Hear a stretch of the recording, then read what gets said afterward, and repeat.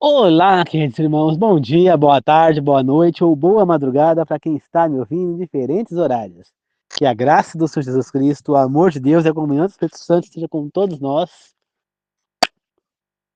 Na meditação de hoje falaremos sobre diluindo a palavra de Deus.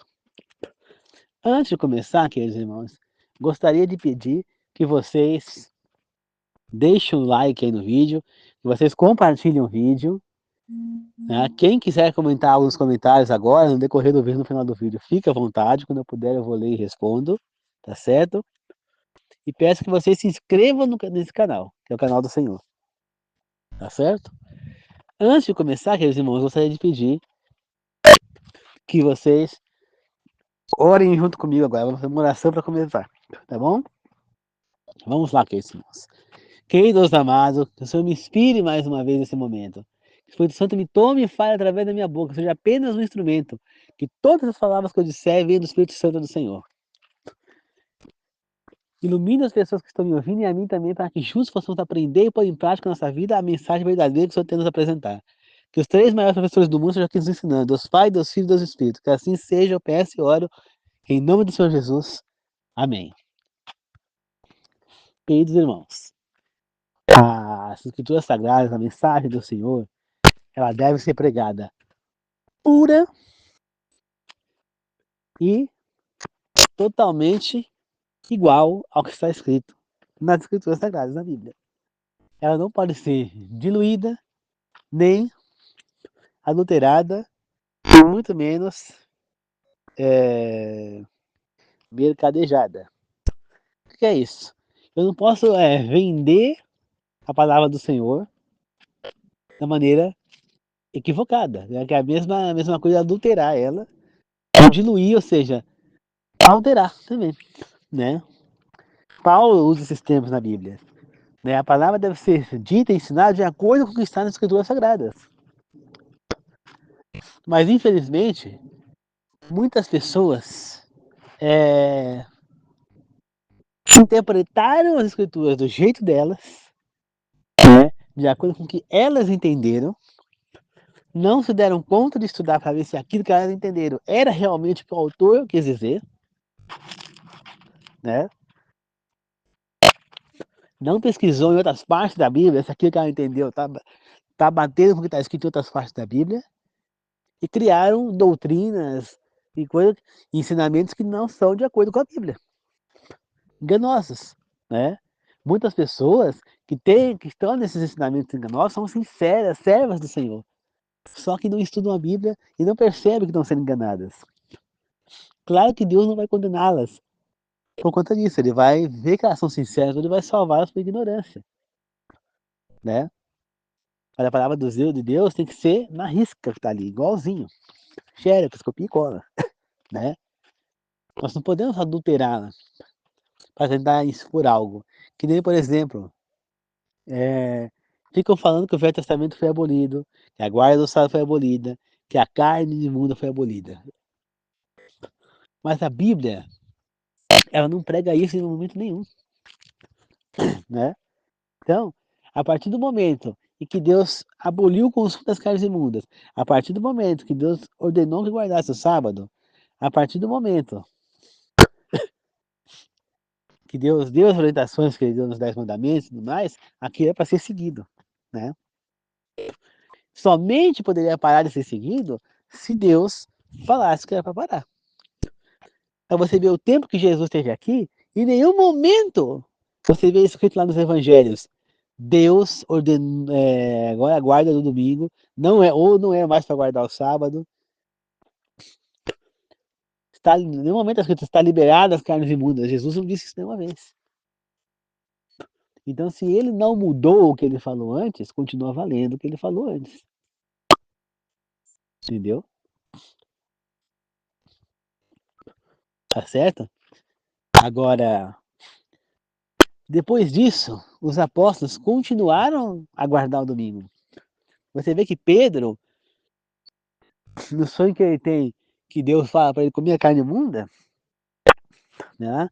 Ele fala, não, não comi carne imunda, Senhor, não como isso.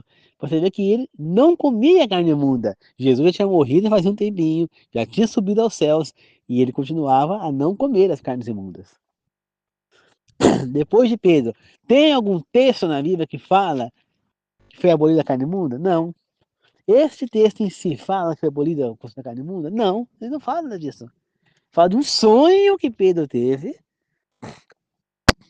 que 3 vezes era para ele comer a carne que estava sendo oferecida lá para ele. E ele acorda e depois chegam 3 homens lá para levá-lo para onde? Para casa dos gentios.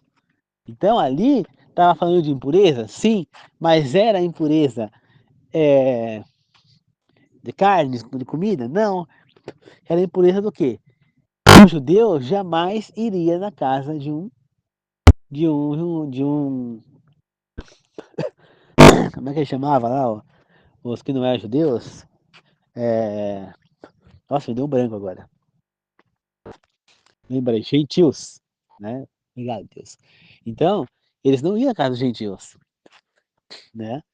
Você vê que Pedro, ele se recusava a pregar para os gentios. Quando começou o evangelho a ser realmente pregado para os gentios? No ministério de Paulo. Só que isso demorou, porque Paulo, ele era perseguidor dos cristãos.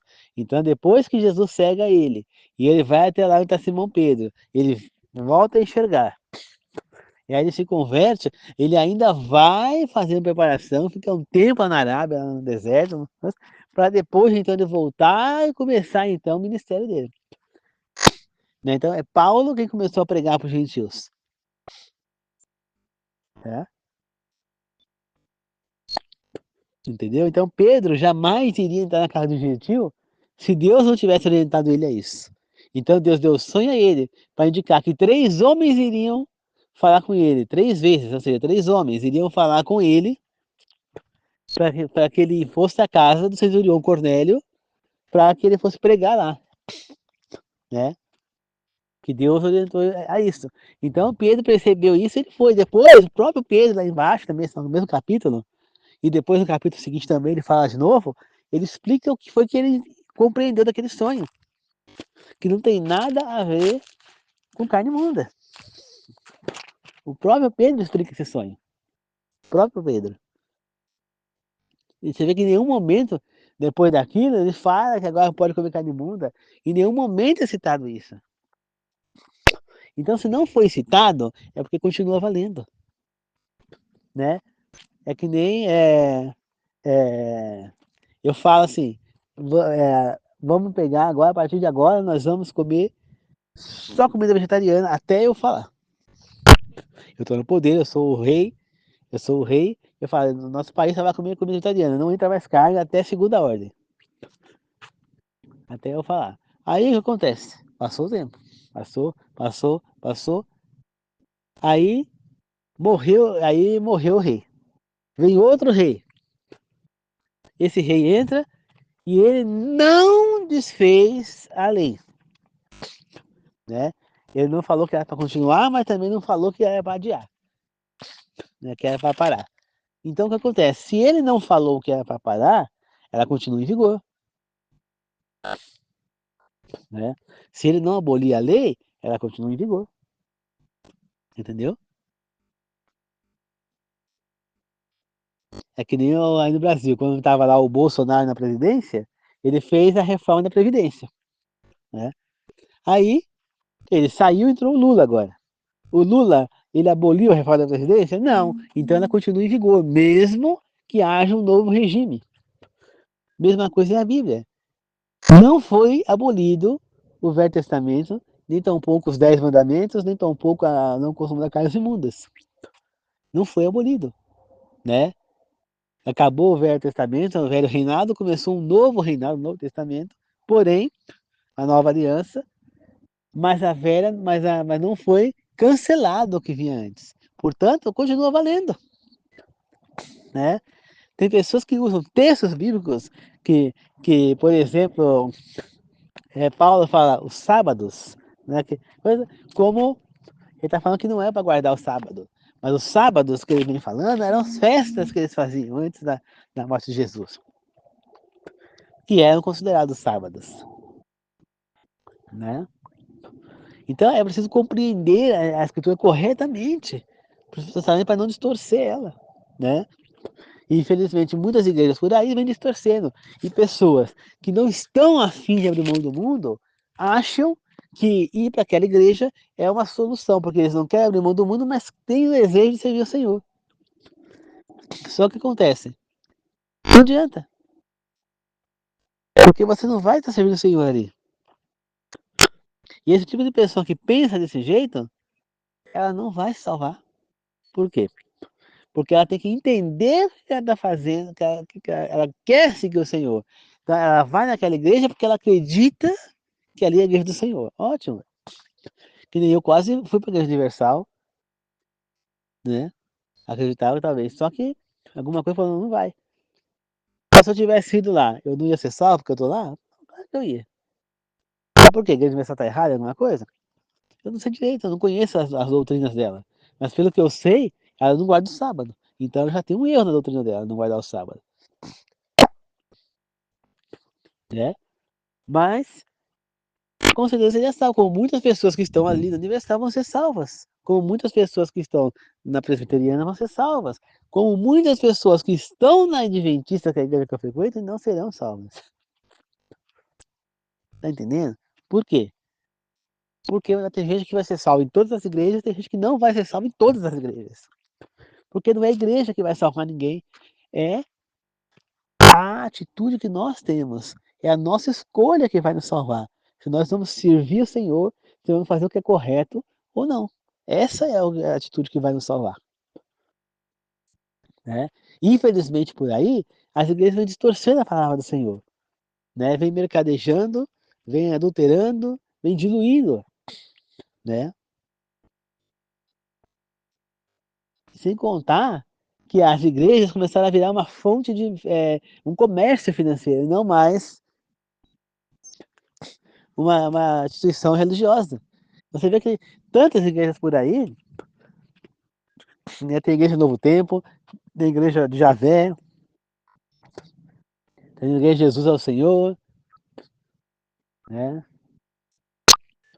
Tem igreja Plenitude, tem igreja... Gente, tem tanta igreja, cada uma falando uma coisa diferente. Muitos fundos igrejas, que nem, por exemplo, eu vi, outro dia estava pegando o portfólio, um cara ele estava estudando teologia, se não me engano, que era evangélico e que ele queria ser pastor e estava pensando em fundar uma igreja. Então, para que fundar mais uma igreja? Ele quer ser pastor? Faz a teologia, procura uma igreja que já existe, de acordo com o que ele acredita, e vai frequentar. Não precisa fundar uma nova, gente. A verdade é uma. Deus, ele não vai estar em nenhuma das igrejas. Ele vai estar na igreja celestial. Então, para nós pertencermos a essa igreja, nós temos que estar de acordo com a verdade de Deus. Nós temos que estar pregando bem. Essa é a primeira coisa, pregar o bem, não importa é, se eu sirvo sábado ou não no momento. O que importa é que eu prego bem, então eu olho para o próximo com misericórdia, com amor ao próximo, que eu ame o próximo para depois amar a mim mesmo, e por fim a Deus, né? Então primeiro eu tenho que amar a mim mesmo, depois o próximo, depois a Deus, né?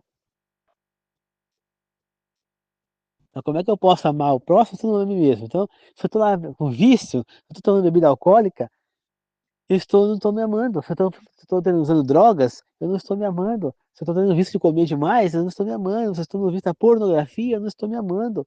Se eu estou no vício de jogatina, eu não estou me amando. Né? Então eu estou destruindo meu corpo, então eu não estou me amando. Se eu estou deixando eu engordar cada vez mais, não estou nem aí, eu estou engordando. Se eu estou deixando eu perder meus dentes, não estou escovando, não estou perdendo os dentes, ficando sem dente, eu não estou me amando. Entendeu? Se eu ando maltrapilho, fedendo, eu não estou me amando. Eu não preciso eu vou sair, vou ali comprar uma coisa aqui no depósito, eu vou pegar aquela roupa, vou trocar por uma roupa mais nova, porque aquela, não. Mas se eu tô, a bolsa tá cheirando mal, eu tô trabalhando dias com ela, aí é melhor trocar para ir no lugar desse, né? Se não, pode ir, né? Porque ela tá com um lanchinho que eu não posso ir. Então eu tenho que me amar, me mostrar que eu me amo, né, mostrar para mim mesmo, não para os outros. Depois que eu me amar, aí eu vou seguir o segundo mandamento de Deus, que é amar o próximo como eu amo a mim mesmo, entendeu? Então primeiro eu tenho que amar a mim mesmo, depois eu vou amar o próximo. E por fim, depois de amar o próximo, eu vou amar Deus, porque ninguém ama a Deus se você não ama o seu próximo. Então quando você olha para a pessoa e a critica, você não está amando o próximo. Quando você olha lá e condena aquela pessoa por algo que ela fez, você não está amando o próximo. Quando você fica procurando jeito de enxuriçar com a vida da pessoa, você não está amando o próximo. Captado, queridos irmãos? Amar o próximo é muito mais do que simplesmente, eu amo o próximo. Não. É você uma pessoa passando necessidade na rua, sei lá, comprar uma marmita e dar para ela. É você se interessar pelos moradores de rua, fazer uma campanha, arrecadar alimentos. Alimentos não, porque é difícil, mas arrecadar para morador de rua, né? Arrecadar roupas velhas, agasalhos, colchão. Olha essa época de frio terrível que tá. Você imagina um morador de rua. A minha cachorra tava aqui, deitada embaixo do fogão a lenha. Ela tava desligada o fogão, né, então estava quente. E ela tava com 4 camisetas, e ela tremia de frio. Captaram? Agora você imagina um morador de rua com uma camiseta fina. Não, é preciso dar manta, é preciso se reunir, é preciso de ajuda. Isso é amar o próximo. E aí eu passar com uma pessoa na rua pedindo dinheiro, ao invés de dar dinheiro para ela, comprar uma marmitex e dar para ela. Dinheiro não, porque ela pode comprar bebida alcoólica, droga, então eu vou lá dar uma marmita para ela. Né? Porque tem muita gente que age uma festa, vocês sabem disso, né? Que fica lá, põe uma criança junto para pedir, para chamar mais atenção. Aí você vai lá e dá um dinheirinho para a pessoa, pensando que ela vai dar um salgadinho para a criança, uma comida, alguma coisa, ela faz o quê? Vai lá e gasta de pinga no bar. Entendeu? Então não, que ajuda muito bem, você vai lá com uma marmitex e dá para essa pessoa. Tá precisando de agasalho? Vai lá, compra uma manta, dá para essa pessoa. Ajuda o que você pode. Agora, de acordo com a sua possibilidade. Agora, dinheiro você não deve dar, porque muitas pessoas agem de má fé com dinheiro, infelizmente. Né?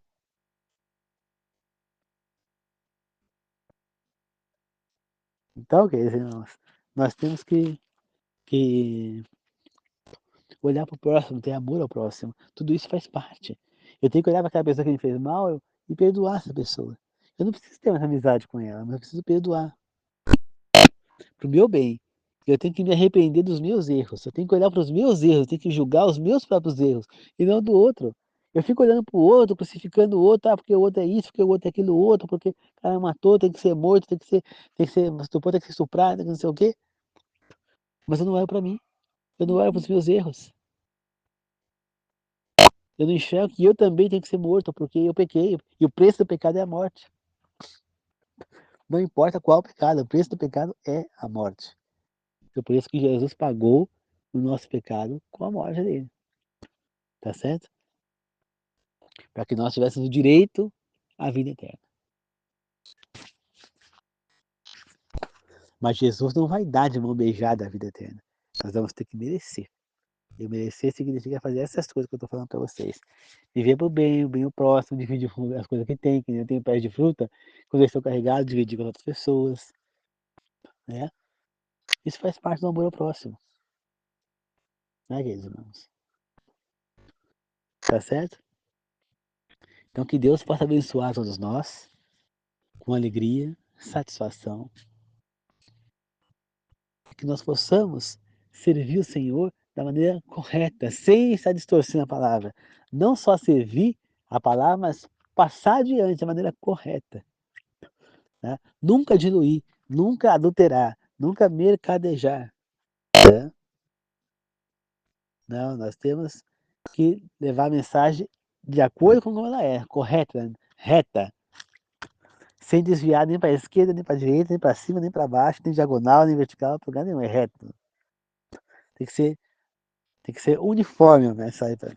Vai brigar. Uniforme é aquele movimento que é reto, né? Que é constante. Então eu preciso levar essa mensagem da maneira correta, ela está ali. Eu tenho que, por isso que você vê que eu oro, eu falo o quê? Que o Espírito Santo me inspire para que eu possa e me usa, me toma e fala através da minha boca, para que eu possa estar falando as palavras verdadeiras. Depois eu falo que ele ilumine a vocês que estão me ouvindo e a mim também, para nós possamos aprender a verdadeira mensagem que ele quer nos ensinar, né? Porque é fácil você aprender a mensagem errada, mas a verdadeira,